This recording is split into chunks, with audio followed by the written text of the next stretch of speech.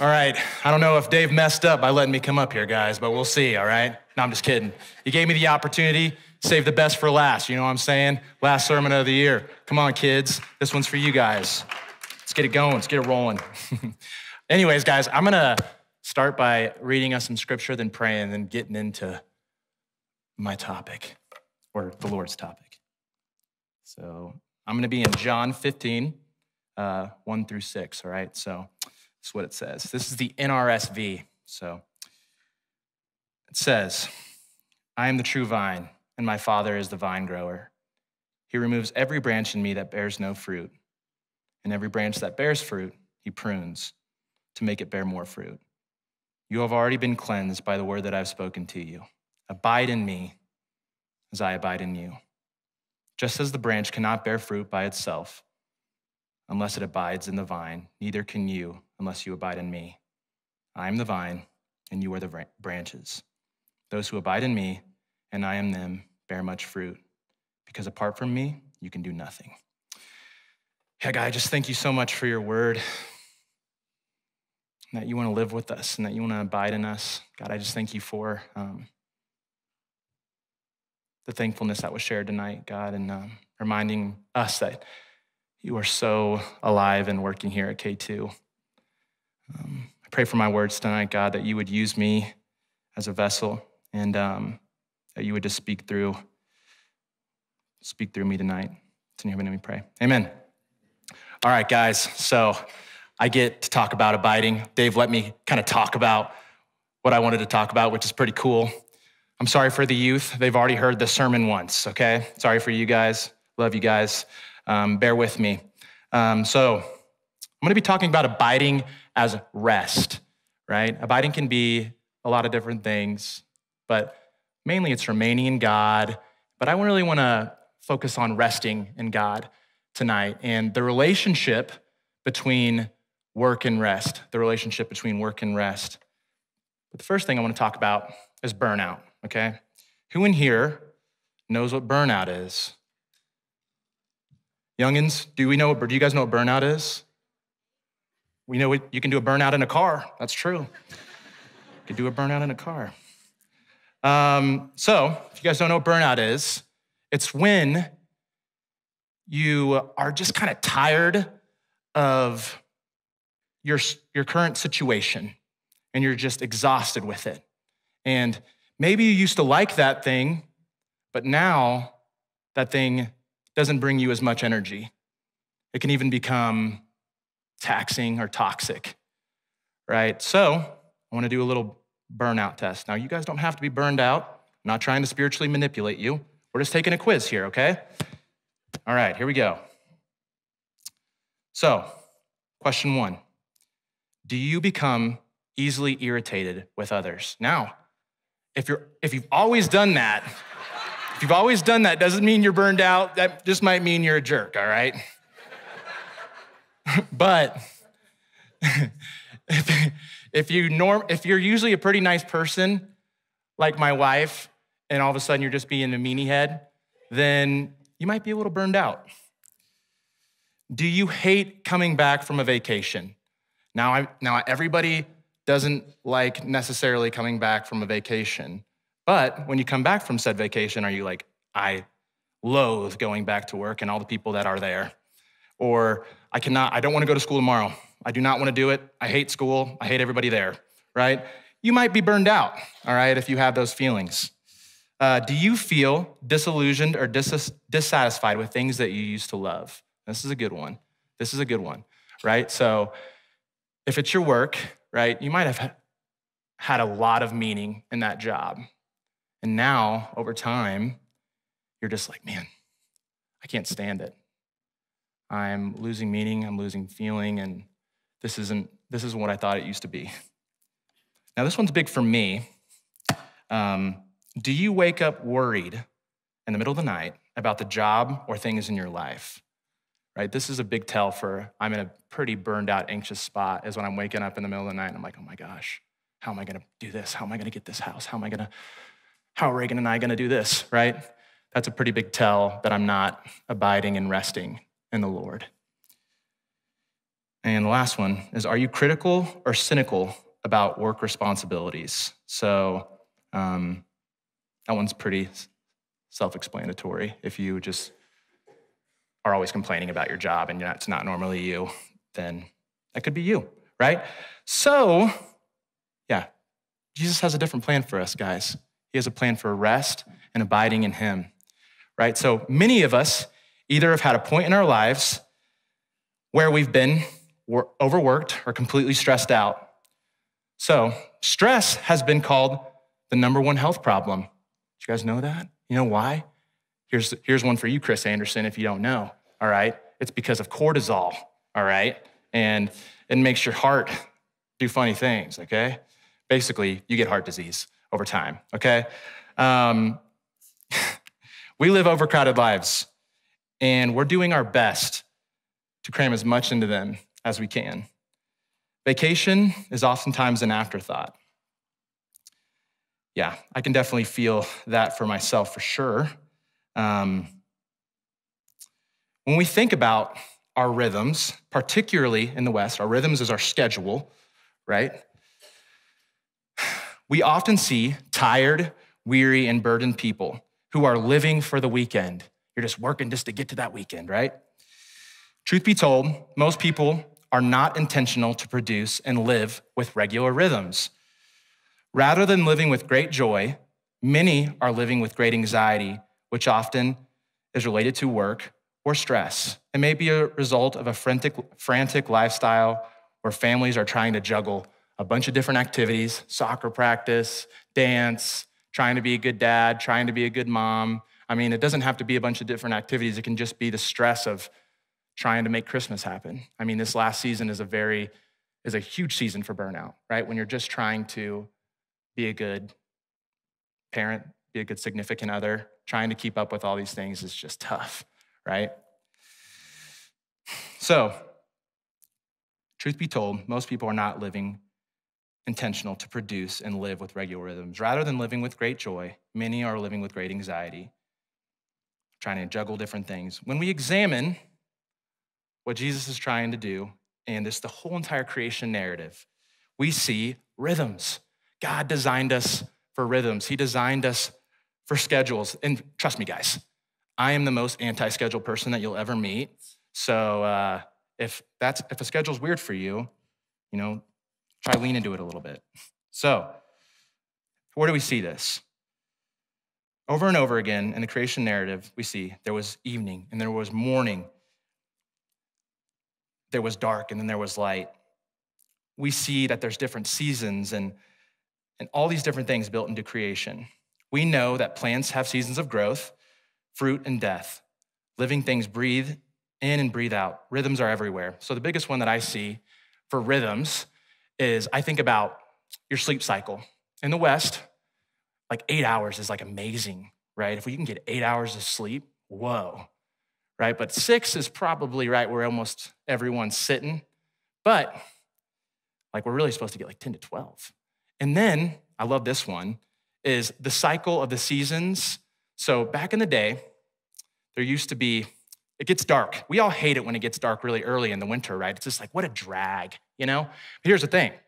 There didn't used to be a Walmart everywhere where you could just go get your food, okay? So when it got dark earlier, that means you slept longer so you weren't eating all your rations, okay? Think about it. It was pretty convenient for it to get dark earlier so you weren't staying up all night and eating food, right? I need to listen to that one now, even though, Yeah. Finally, in the creation narrative, we see that human beings, not human doings, were created. They were created on the 6th day, and on the 7th day, God rests. According to the story, humanity starts out from a place of rest. In the 8th day, that humanity goes about the task we were created for, which was having dominion over the earth. The work, what we were trying to produce, didn't come first, like in our culture. Like everything in our culture, everything that we're defined by is by what we produce. Let's think about it. What kind of car do you drive? What kind of job do you have? How are your kids doing? What kind of parent are you? And it starts from a young age too. What kind of grades do you get? If you don't get good grades, man, you're You're not, I was me. I was a C student, and I always felt less than. Are you starting? Are you a starting linebacker? Did you make the cheerleading team? How many likes do you get on your social media posts, right? Our culture wants to define us by how much we produce. But Jesus wants to define us by him and by rest and by abiding in him. So, finally, in the creation narrative, we see, like I said, human beings, and that work flowed out of rest. If this is the pattern that we were created for, we need to pay closer attention to our rhythms and seek to develop our personal schedules and our rhythms with God, and then collectively our rhythms. We were created to work and to produce out of a place of rest, not the opposite way around, out of a place of abiding. Rest is abiding. Jesus affirms the idea that we are to live in healthy rhythms of rest and work. He says to his disciples in John 15, I am the true vine, and you are the branches. If you abide in me, if you rest in me, you will bear much fruit. But apart from me, you can do nothing. If you're not resting in Jesus, you can't do nothing. Well, yes, you can. You can make a lot of money. You can go do a bunch of stuff. You can be super successful. You can have all these different things. But Jesus says pretty clearly here, you can't do anything. Now, if Jesus is real, and he actually did what he said, the most important thing that we can do is to produce fruit for him and live for him and be identified by him. And even if you're the most successful man or woman in the world, if you were to die, and if Jesus is real, what's your life in the grand scale of everything? What does it mean?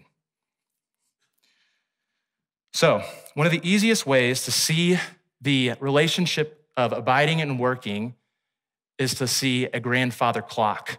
Who in here knows what a grandfather clock is? All right, it's okay. If you're my age and you might not know what a grandfather clock is, the only reason why I know what a grandfather clock is because of my great-grandma who had one, all right?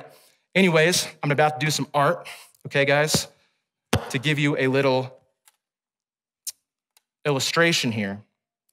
So what a grandfather clock does is it has an arm that swings from side to side, right?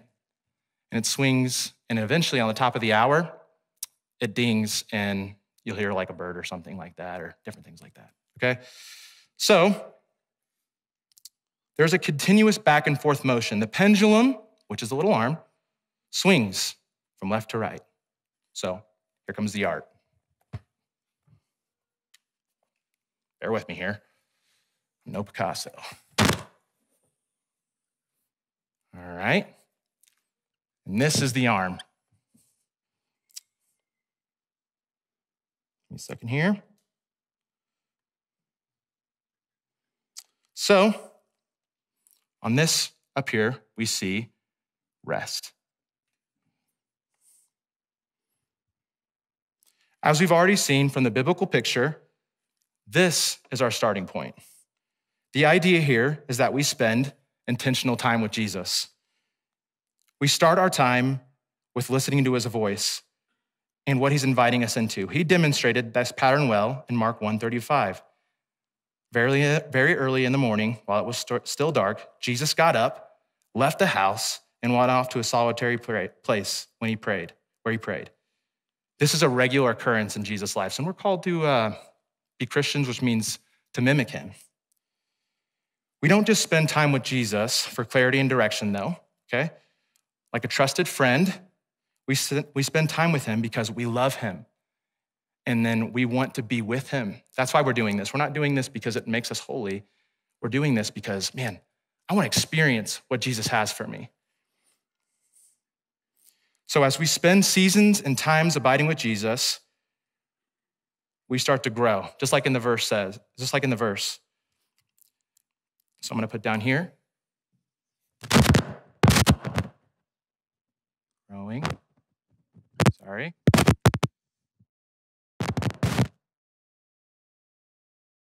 Trying not to do that.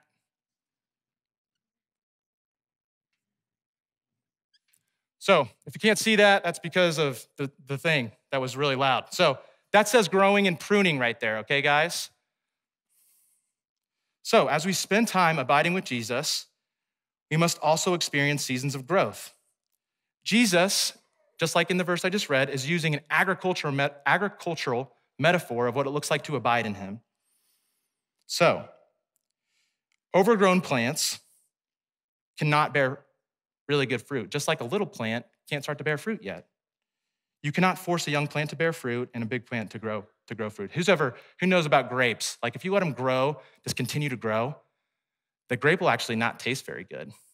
You actually have to prune the bush back. Or a rose bush, you have to cut it back to make it kind of look a little ugly. But if you don't prune a rose bush, it'll look even uglier. All right, just let it grow. You'll see. And that's what God does in our life sometimes.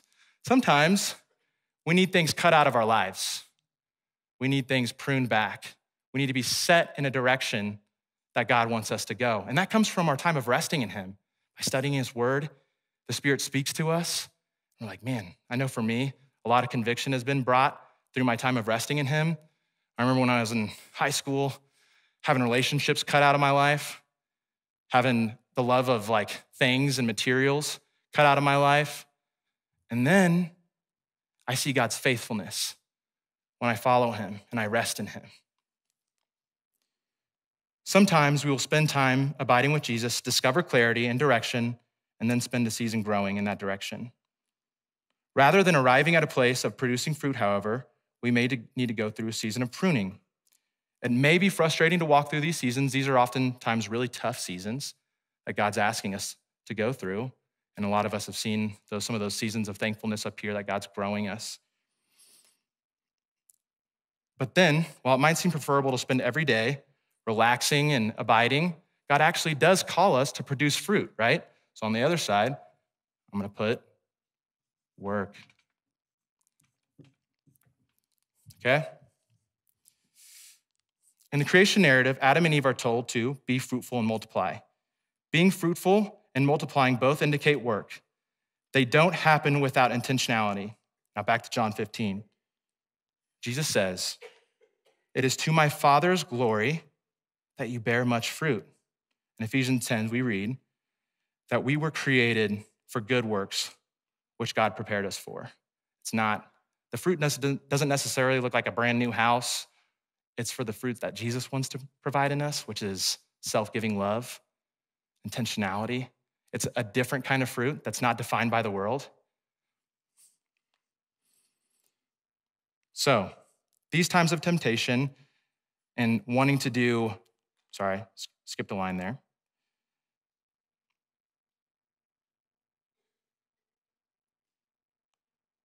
So, like I said, we were created for work. God created us to be little creators. The fruit that we bear is always a result of abiding and resting in Jesus. It's always a result of that. But in a culture that's driven by work, producing grades, producing things, oftentimes it's countercultural to start with resting in Jesus. The greatest temptation will be to sacrifice your rest.